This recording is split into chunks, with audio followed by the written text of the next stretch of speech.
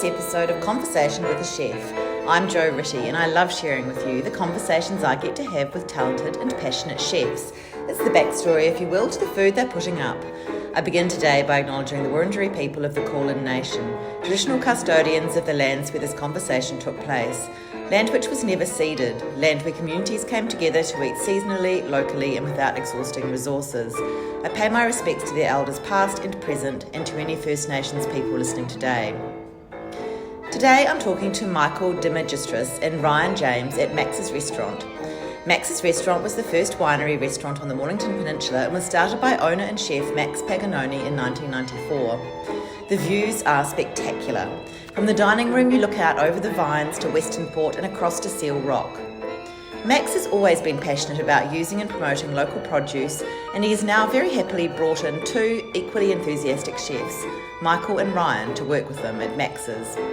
Michael has worked at top-tier venues including Jacques Reymond in Melbourne, Alinea and The Publican in Chicago, and Noma in Copenhagen. In 2013, he became a household name as a top 4 finalist on MasterChef Australia, The Professionals. Over the years, Demagistris has held executive chef roles at places like Sorrento Golf Club and Buckley's Chance, and owned his own restaurant, East Bar and Dining in Mount Martha. Most recently, he's worked at Polperro Winery and was executive chef with Searoad Ferries and Tarra. Best friend Ryan considers Michael a mentor, having first met him at East Bar and Dining before going on to some of the same venues. These two are absolutely the A-team. They hold the same values for cooking and for connection with the community, and they're both ecstatic to be cooking at Max's Restaurant.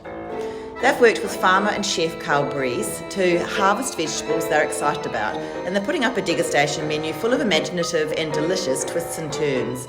I had such a lovely chat with Michael and Ryan, and then was treated to some of the snacks and desserts they'd told me about. I can't wait to go back to the lush and verdant setting that is Max's Restaurant to share it all with friends. Now, when I first got there, the gardener was doing some excellent and very vigorous cleaning of the terrace outside, and the blower is a little bit noisy, but you can still hear the conversation, so bear with me, and that delight is quickly over. Sorry, Joe, there's stuff everywhere. Oh, that's all right. It's normal. So nice to meet you. Yeah, you too. How are you? And Ryan's going to come out in a second. Okay, anyway. awesome. So yeah, this is the place, Max's. Yeah.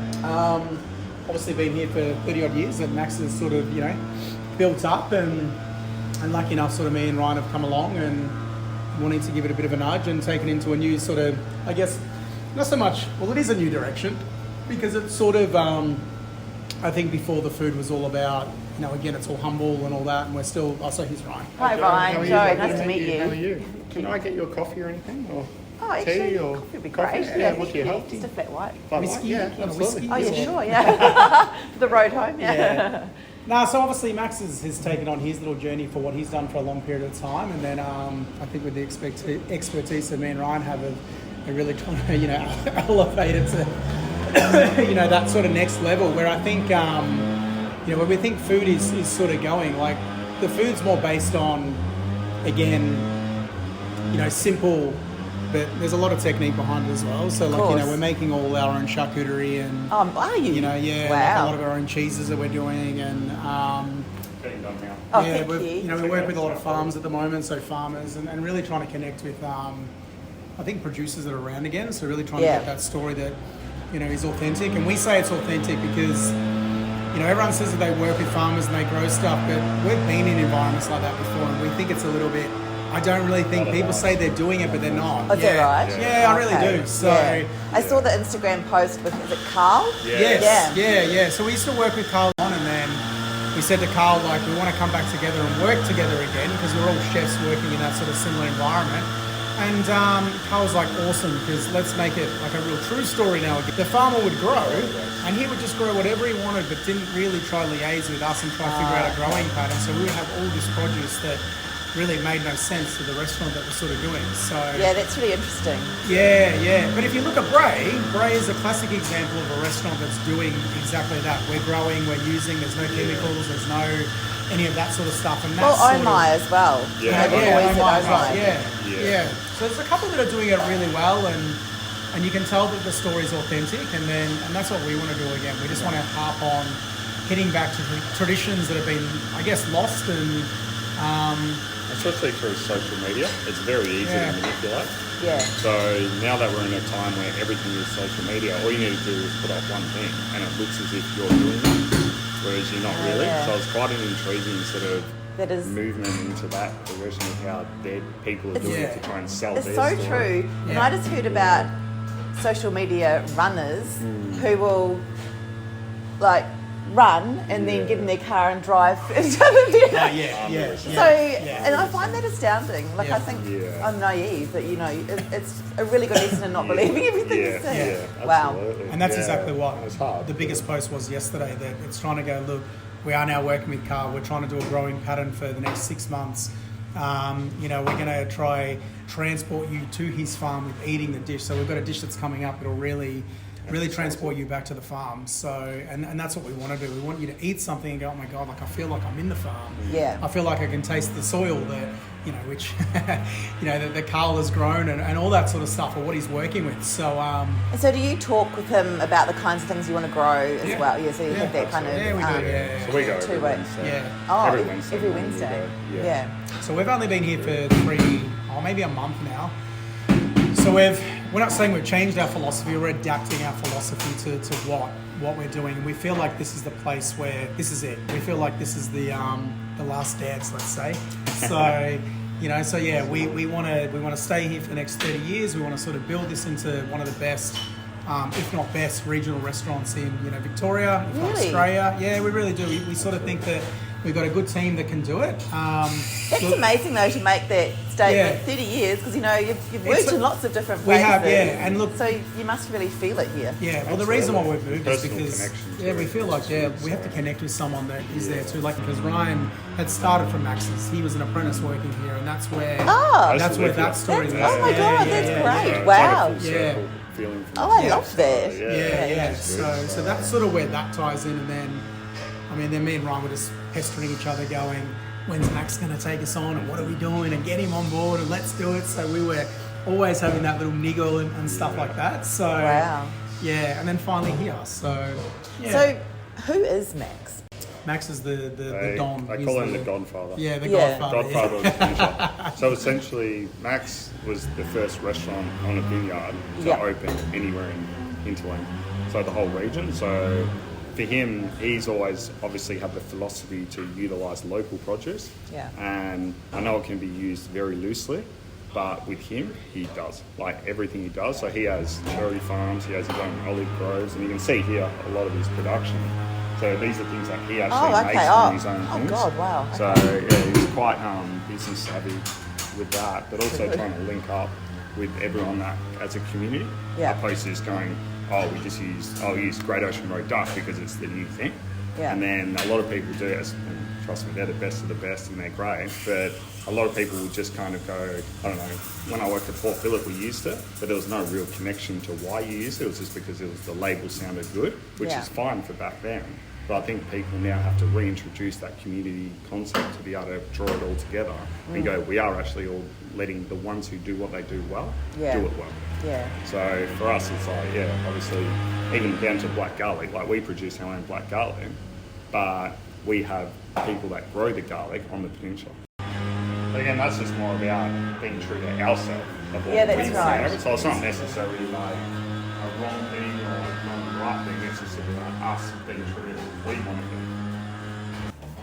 And we're hoping like next year too to do a full revamp of the place as well. So that's to bring it back to its former glory.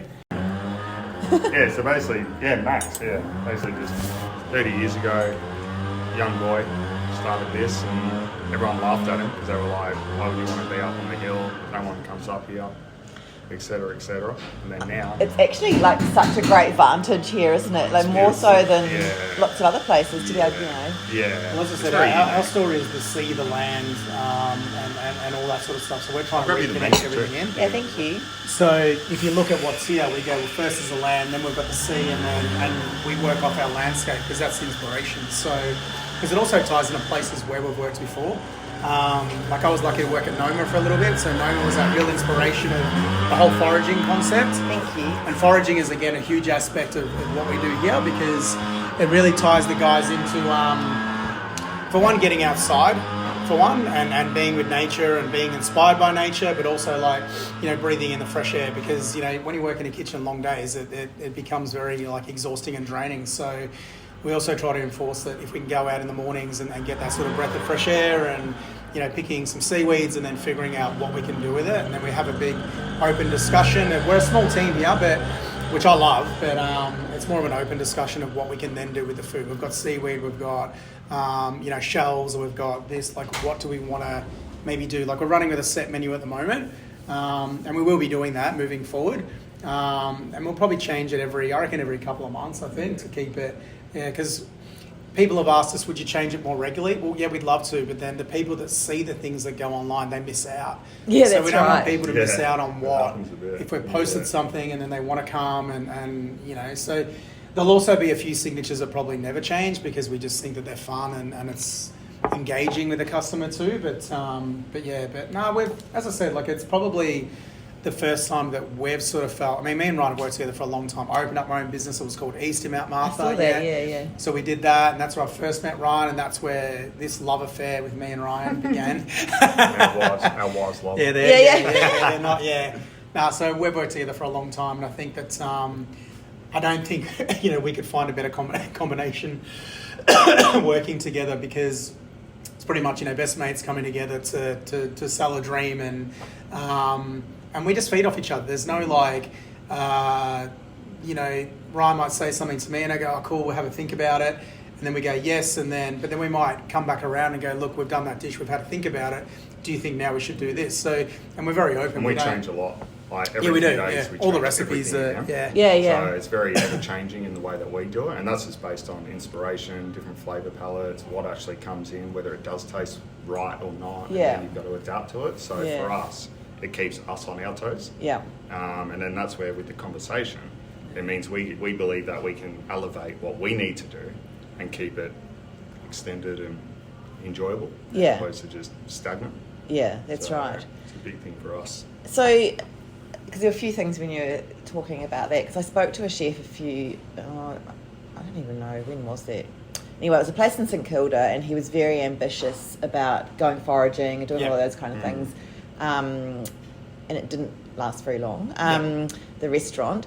But great idea, and he got everyone out, you know, in the water, getting the seaweed and doing all the whatnots, the sea urchins and all that kind of stuff. So I guess there's a lot of factors that come into that. I mean, it's a privilege to be able to do that, isn't it? It is, and to know what you're doing and to be able to work with your team in that way and to sustain that. 100%. Yeah. And that comes from passion too, doesn't it? Like, I think if it's something that you actually enjoy, like some people might go play a video game, or someone wants to go play football or something like that. For us, this is something that we generally want to do.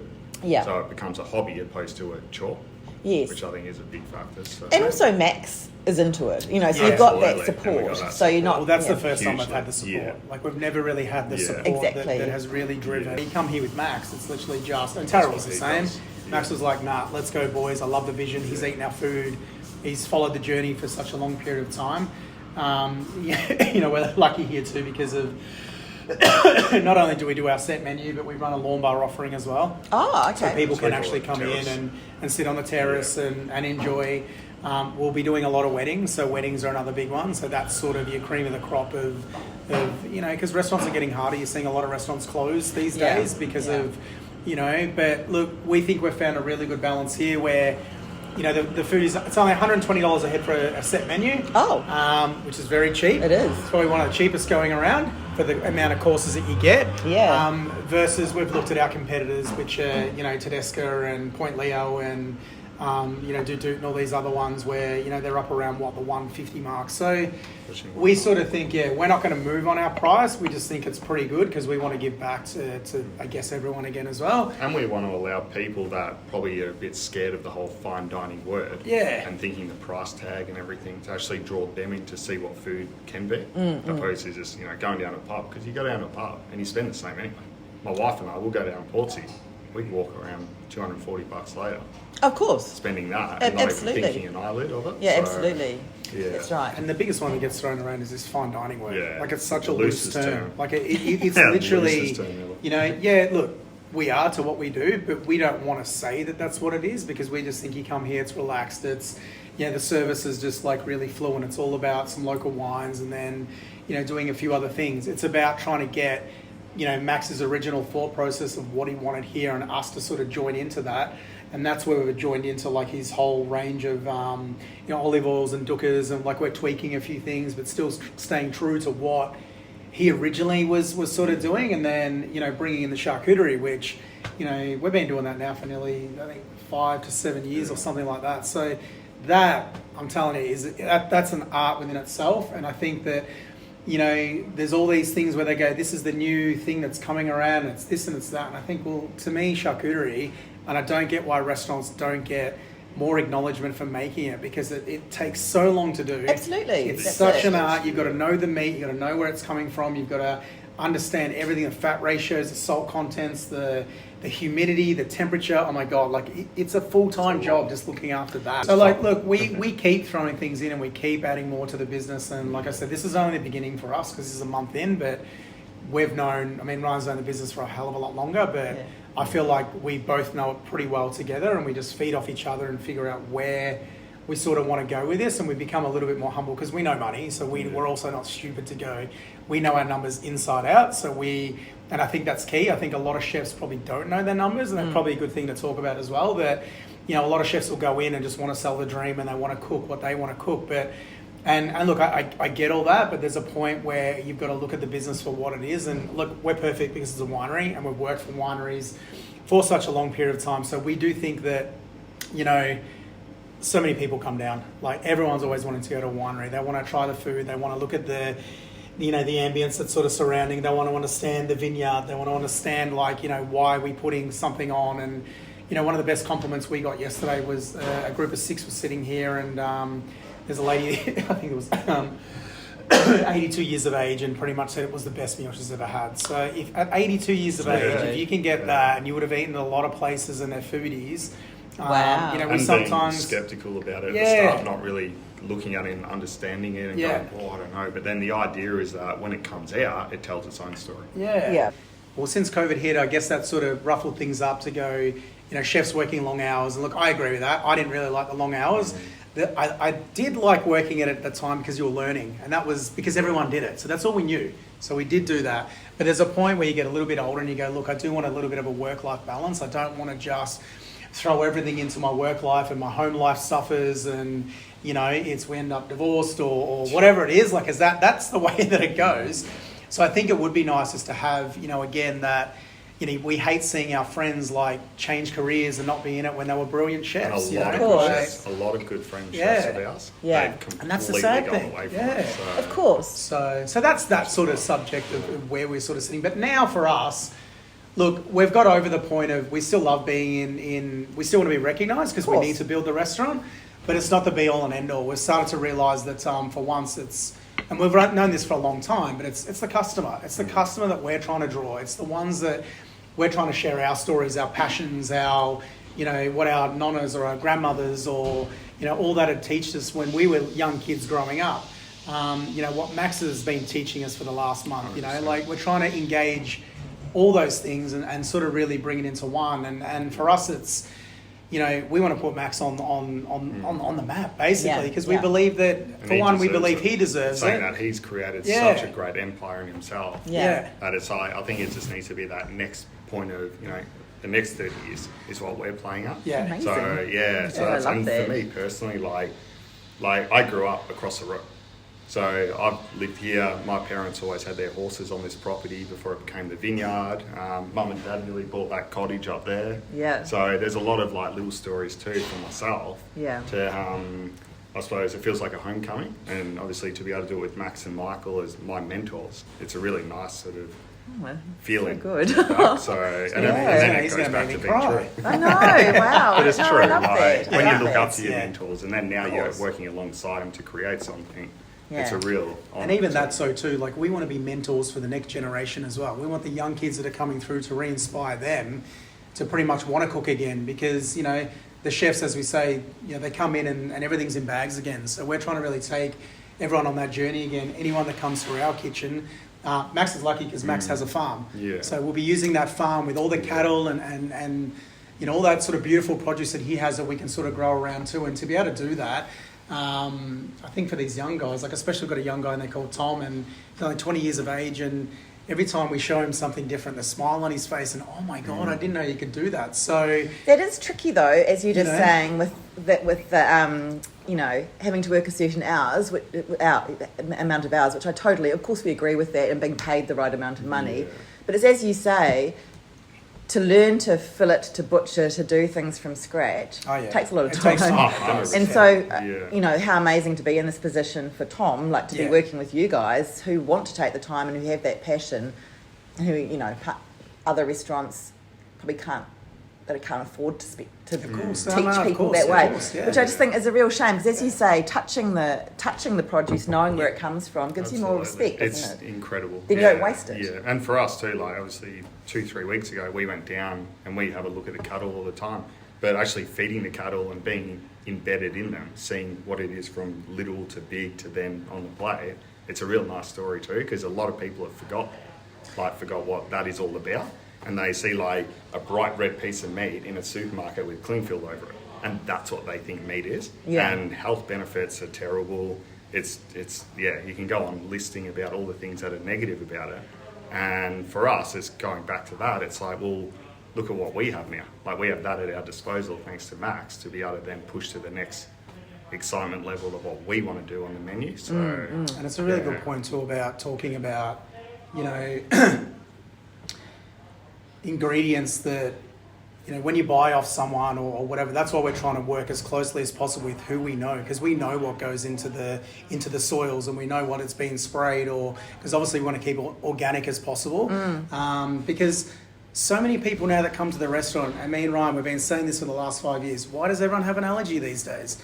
Why is everyone, it's just becoming more and more and more, and we believe it's because the food that everyone's been eating is so pre-processed and things like that. So that's where we're trying to go back to make sure that, you know, working with, you know, Toorong Farm that with their own wheat and things like that, you know, working with Karl, there's no spray, you know, so we really want to work hard on that to make sure that we're, you know, even with some of the dishes, like we've actually put a little bit of pine into the potato. So pine has a really good health benefit as well for the brain and things like that too. So, you know, we cook the potatoes actually in some pine water, and then that sort of flavours it all up. So yeah, we're constantly looking, you know, to think about ways to, I guess, for health. Black garlic, really good for the gut, you know, things like that. So what can we pick that, you know, we can use that is going to, basically natural medicine, that it's going to help people again, because, you know, garlic's one of the most powerful things that can, you know, heal people. So that's sort of what we're trying to do as well. We're not just cooking food. Not trying to be doctors or anything. No, we're not. No. But no, we think about what we're doing, and I think that's quite important when creating a menu.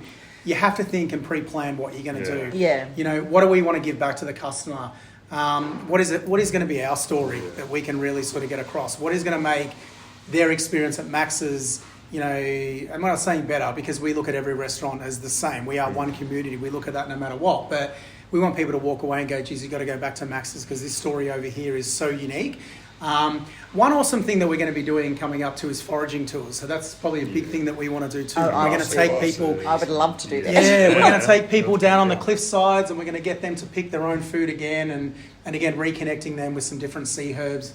Literally bring them back to the restaurant, and then give them this beautiful spread. So there's so many things that we want to do here. So many different elements, charcuterie classes. You know, we'll probably do some classes with some kids. So reintroduce, because me and Ryan have kids, and we want to have that whole side of things too. It's all about family too, so do different things with that. So, and then Max does we're bringing back things like Return to Tuscany and things. So Max used to always travel over to Italy, create inspiration for himself with different people that he knew over there, and then draw them back to the restaurant to then recreate it for people who can't go to Italy.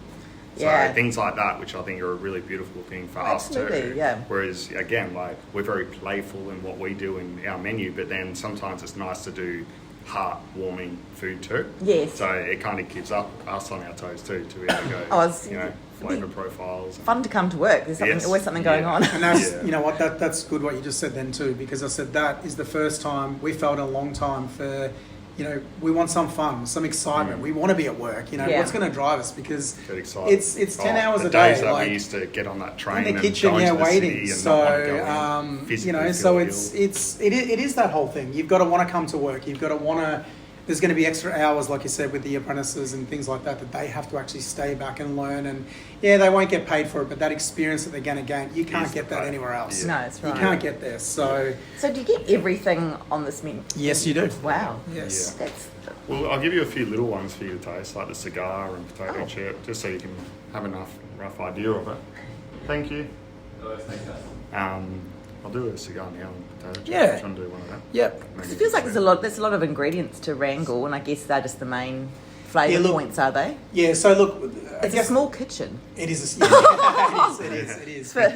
But I guess the way we do the menu is it's all about. We say it's a salumi and farm course straight away because they're the first two things that, with an Italian background and what we're trying to work with Max and I guess myself and Ryan's got a huge Italian influence now in him. Okay. So it was always about seeing food in abundance, and that's the first thing that we always wanted to see. And there was always cured meats and things like that. So that had to be the focal point of coming in, and that's what you want to see on the table. Sitting yourself. Yeah. Then we want to work on things like working with the farm. So I've also got a bit of Ukrainian background in me too. But also Ryan with the Dutch, and we said that it was always potatoes because they were so poor. So potatoes were always the common thing. So what could we do with potato that was going to be something definitely different and unique that no one was doing? So you got to have that sort of crispy element. Salt and vinegar is always a sort of hit because it wakens up the palate. And that had to be the first thing that had to go on. Then cigar, so a beetroot cigar. Getting the beetroots, cooking them down, blending them. We use a little stencil, and then we turn into like a little rectangle, and then we dehydrate. Such a long process. I think it takes about 3 days to make. So most things we do are about 3-4 day processes. Yeah. Okay. So you got to be really on top of your game. Yeah, you do. Are you at the point where they just those timings all just fall into place, or do you have little? Yeah. Do you have no, it's all in our head. Yeah. It's just processes. Once it's like driving a car, in our opinion. You very much. Once you get used to the processes and what you do need in those times, it just becomes natural, which is a nice thing. So And then at any sort of starter, when you go to a meal, you want something that's going to what's that? So you're constantly guessing, you got a cigar, I've got some potato, I've got salumi, I've got the handmade ricotta that we make, we've got... What's cashmere? So up around the corner, so 2 streets back, it's called Mainridge Dairy, which we actually use their cashmere. So again, trying to utilise everything on the peninsula. So it's cheese? Fresh curd. It's a cheese. Okay. It's a curd. Yeah. Oh, okay. So a goat's curd. Oh, goat's curd. Yeah, which is super beautiful. tasty. Yeah, so very nice. Super earthy. Yeah. Works really well with the beetroot, and it still has a bit of a punch to it, but.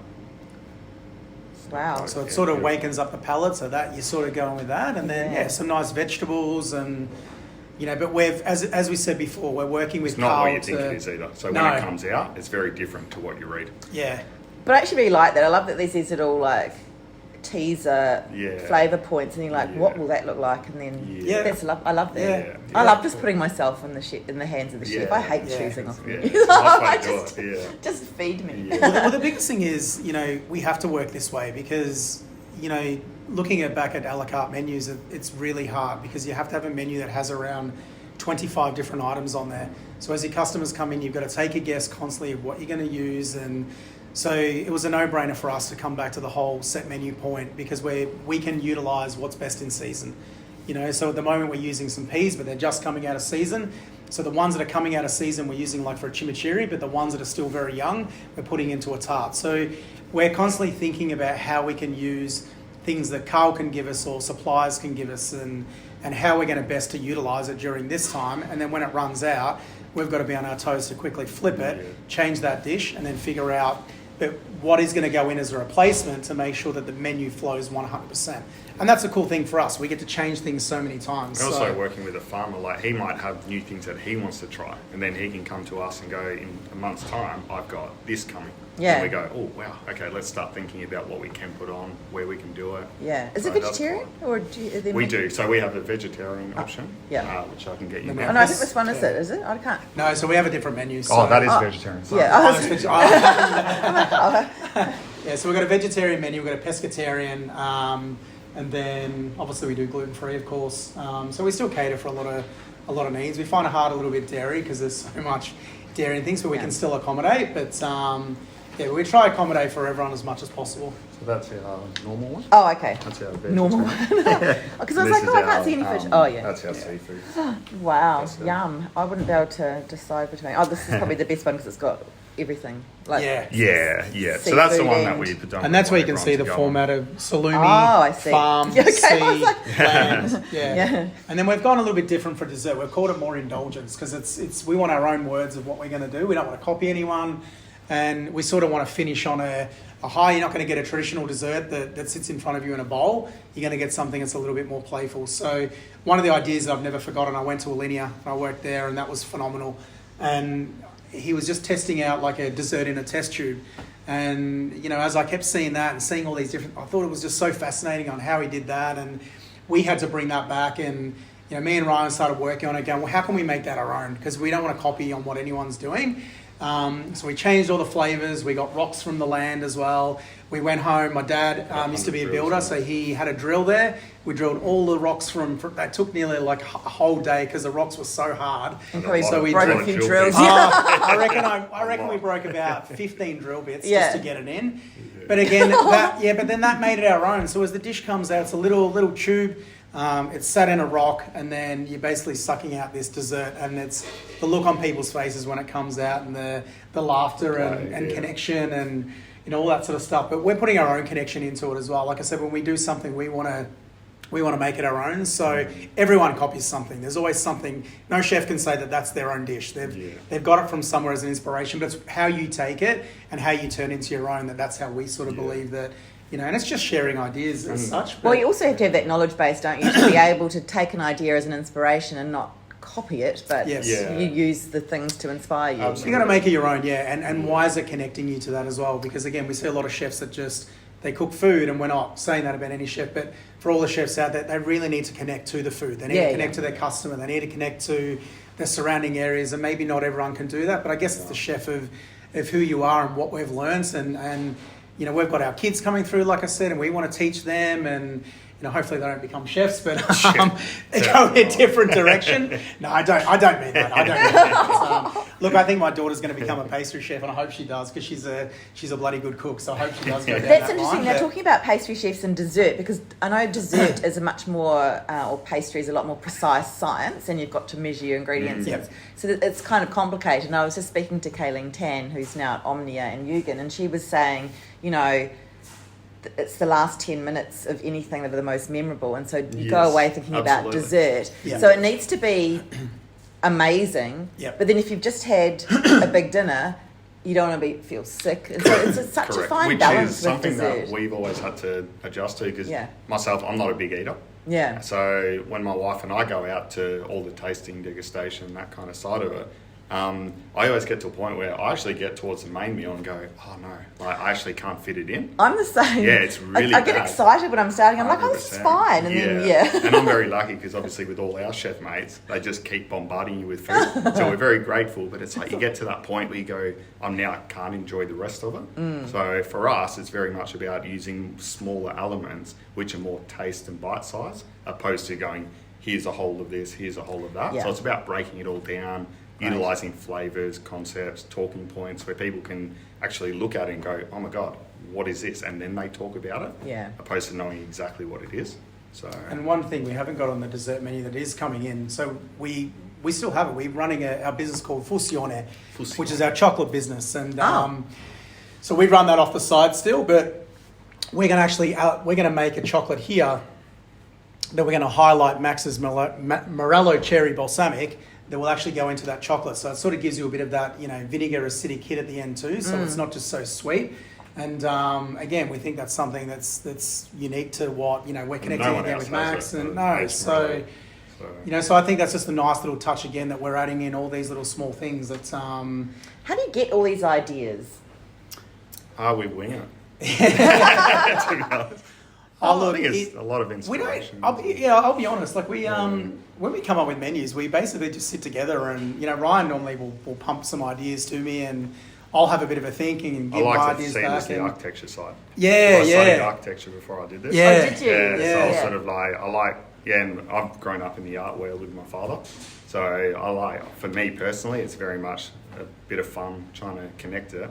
Yeah. And That makes sense. Yeah. Well, that's why it works so well. So he'll start throwing out ideas and I'll have a look at it on paper and I go, oh yeah, cool, that looks good, but maybe we can do that. And I'll go back to Ryan, I'll say, look, do you reckon we should do this? And I expect a no, but he's like, yeah, cool, let's just go with it. But it does, it always works. And then once we have a menu that's fully done, there's never any testing because we're such a small team.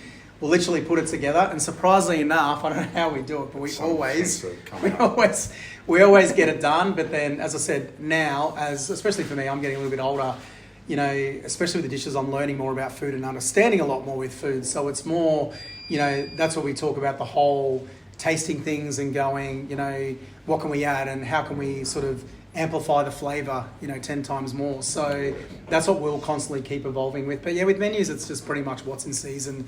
The season directs us, you know. That's pretty much, as I said, working with Karl, once you do 6 months worth of growing and you know what you're sort of going to be cooking with. So, and then, yeah, just using our skill set to figure out what we can do. And as I said, if Max goes to Tuscany next year or this next year, he'll be going next year, then he'll come back with some ideas and he'll go, guys, I've actually eaten this and can you do something with that? And I think that's how we can sort of, you know, fit into that sort of profile as well. So we're constantly learning and you know, getting new ideas and putting our own spin on it. Yeah. So what made you change from architecture to... Max. The master, the godfather over there. Where is he? He's hiding.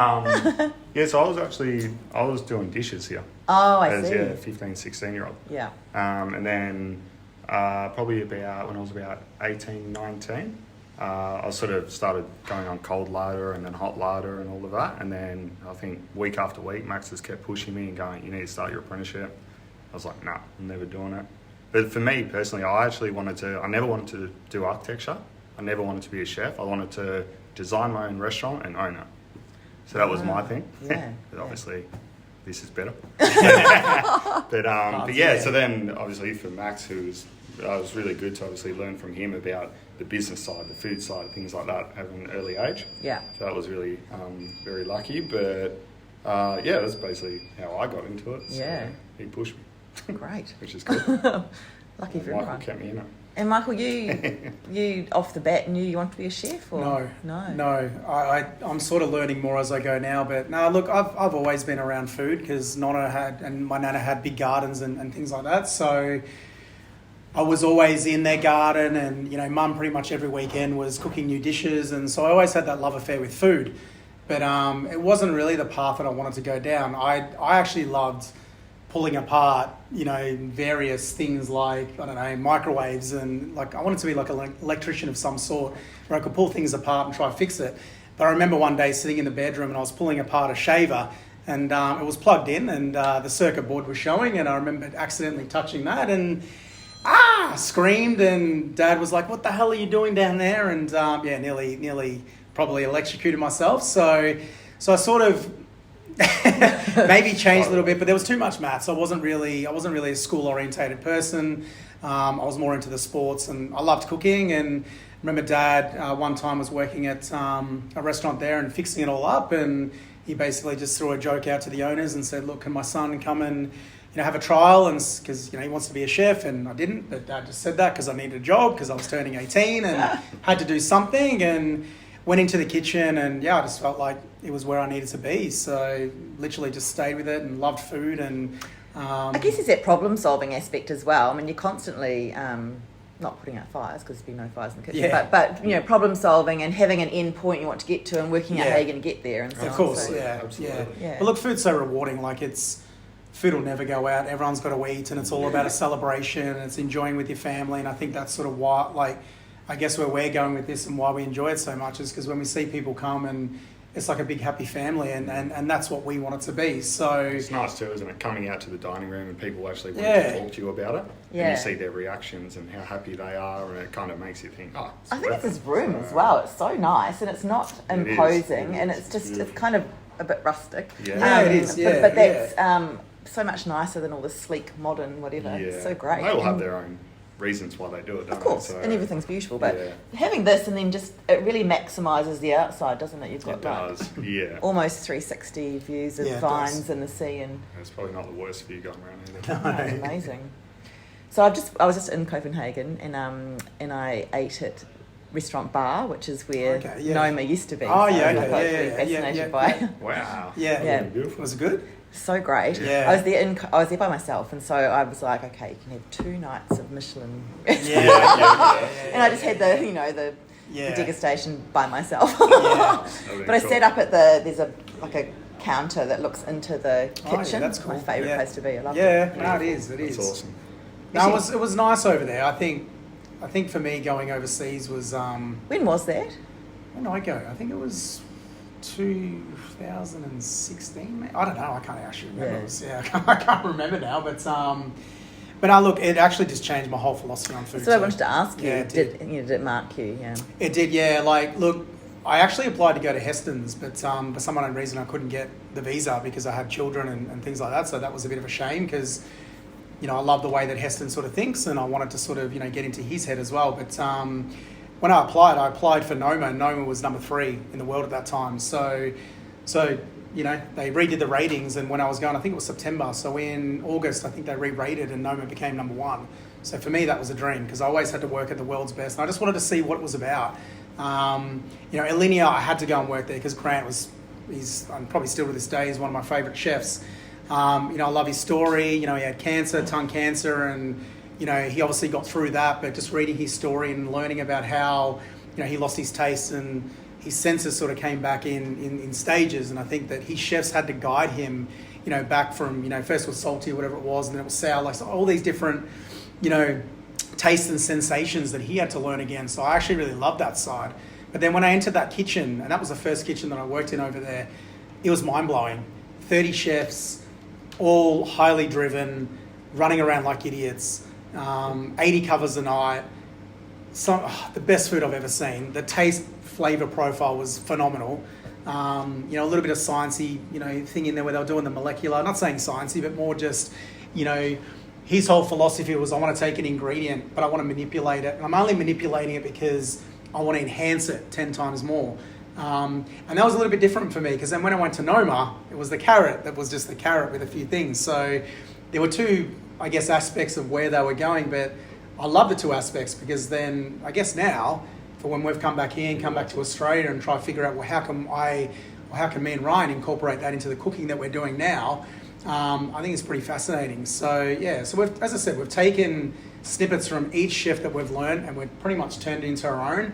And, we'll always, remember the chefs that we've learned from and take certain things from them and pay homage to them as well. And, just still love what they're seeing and, still love Noma. Noma was that whole thing where it really inspires to forage and learn a hell of a lot more about ingredients and where you can sort of pick from and what to look for, because I remember coming back and tasting a lot of herbs, and one thing they said, when you taste something that's bitter, just spit it out. So we had to do a lot of trial and error, but we learnt along the way, and that was the fun part of what we were doing. But I think now our story is so true because we've done all these things, and we love the foraging, and we love curing, and we love making cheeses, and we love people, and we love inviting them into our space, and that's what we're saying. We're inviting people into our home. And we want it to be a family feel, opposed to just a corporate, I suppose.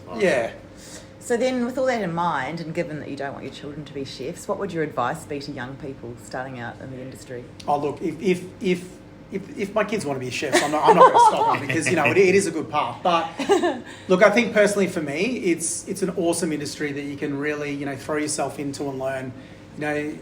There's something new every day. You can learn something new every day. From butchery to seafood to cheeses to you name it. So I think it's a really good education that people can sort of come and learn. You've got adults around you that can sort of nurture you as well. So being young, it's good to have that sort of older, sort of feel. But also to learn about, customers, but learn about the business. I think the biggest thing for us is anyone that now comes in, I want everyone to learn about the business. You've got to know the numbers. You've got to know what comes in, your food costs. You've got to know, especially front of house as well. So it's a whole concept of learning. And I think if you can learn that, because everyone who comes in this industry says, I want to be a chef and I want to have my own restaurant. That's everybody's dream. But it's not always going to work out. So I think if you can learn the side of business, then why not? You can eventually get there. But no, I think as I said, my best advice is just jump into it, absorb it. If you have a connection with food, then, being in a restaurant is amazing. There's so many different restaurants too that you can work in too. So you can go from fine dining to, breakfast places to cafes. So that's sort of what I would sort of say. And for Ryan, what would you... My biggest one would probably be, don't see time as money. Because if you're going into an industry like this, it's got to be about the passion and the drive and things like that, opposed to you just want it for a job. So that would probably be my biggest one. And I suppose take on board what other chefs with experience are telling you, opposed to just taking offence to it. So for myself, again, I've been super lucky with all the chefs I've had that I've worked under. And they've all worked obviously with Michael being a big one and Max, and then I've had ones who have worked under Gordon Ramsay, they've worked under Fat Duck, so all these, Heston Blumenfold, people like that. So for me, it was at the start, it was hard to constantly get pushed down all the time. But then over time, when you adapt to it and you understand that they're actually doing it because they care about the food and they care about what goes out. And now obviously for us, running a business like this with Max, that's how we need to be. Yeah. You'll be very strict in how things go out, what it is, why it's going out the way it is and that. So they're my biggest ones. Thank you for your time, because I know you've got people coming in for lunch. So nice to meet you. Thank you so much. Absolutely. And we look forward to you coming to India. Yeah, I will. Thank you so much for listening to this episode of Conversation with a Chef with Michael Demagistris and Ryan James at Max's restaurant on the Mornington Peninsula. You can check out all the goodness on Instagram at Max's Restaurant, that's all one word, or in person at 53 Shoreham Road, Red Hill on the Mornington Peninsula. If you'd like to hear more stories from other chefs, I'm on Instagram at Conversation with a Chef. You can read the chat and become a subscriber at www.conversationwithachef.com. And of course, you can follow me on Apple and Spotify podcasts. I would love it if you told a friend about my chats, because that's still the best way to get the stories out there. Once again, thanks so much for listening. Have a great day and bon appetit.